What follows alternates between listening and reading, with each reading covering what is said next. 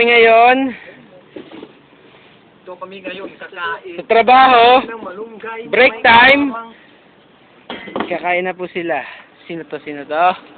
Kakain na kami ng balatong. Si Hero. Balatong. Si RP. Wala pa. Ang tagal ng waiter no? Waiter! Pakibilisan nga! Nagugutom na yung mga tao dito. Order mo. Teka lang. Puntahan nga natin yung nirereklamang waiter na sinasabing pag naghahain daw ng pagkain may kasama daw lamok. Totoo ba yun?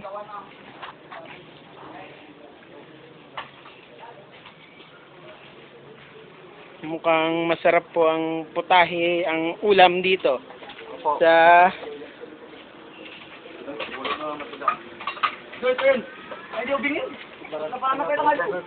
masarap nga po ito.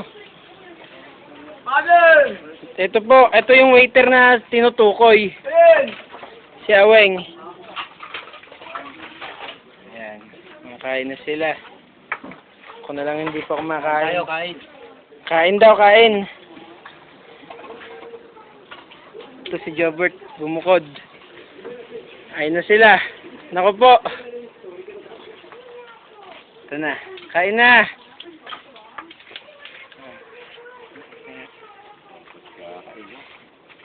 Ito po masarap na kanin. Made in the Philippines.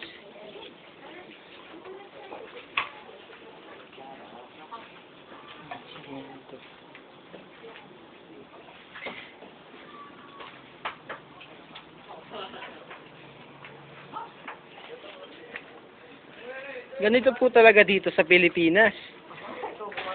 Kumakain ng nakakamay. Pinong mais. Ito po. Video ka wala pa. Si Aweng pala yun. Ayaw niyo pong magsipagkain. Kain na. Wala mo.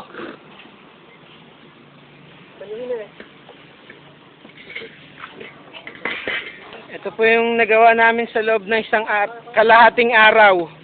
Ito nyo naman, saglit lang. Ito po masarap. Ako'y mukhang nagugutom na rin po ako kaya kuhain ko na ang aking baon.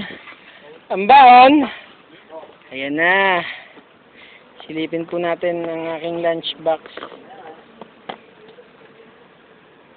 Wow!